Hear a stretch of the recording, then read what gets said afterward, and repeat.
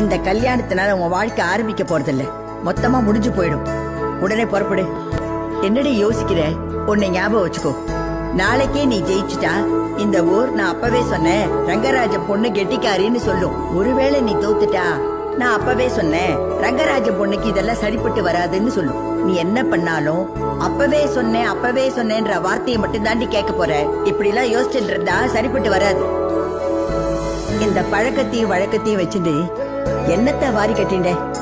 சாயம் போன புடவை, மடிக்குச்சி, பர்ண மேல இருக்கிற தூக்கு சட்டி மாதிரி வாழ்ந்துட்டு இருக்க. இதெல்லாம் என் மேல யாரோ திணிச்சது. என்ன காரணம்னு தெரியாம இன்னும் சுமந்து நிக்கிறேன்.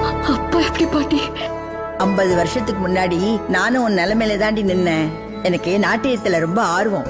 MS சுப்பலட்சுமி உலகம் பூரா பாடின மாதிரி நான் உலகம் பூரா ஆடணும்னு தான் என் தாத்தா எனக்கு சுப்பலட்சுமின்னு பேர் வச்சாரு. அவர் போன அப்புறம் உள்ளூர்ல கூட ஆட முடியல. எங்க அப்பா மனசு நோக கூடாதுன்னு கல்யாணம் பண்ணிட்டேன். இப்போ இந்த கோலத்துல நிக்கிறேன். இங்க பார் பூர்ணி, உன் எதிர்காலத்தை காட்டுற கண்ணாடி தான் நான்.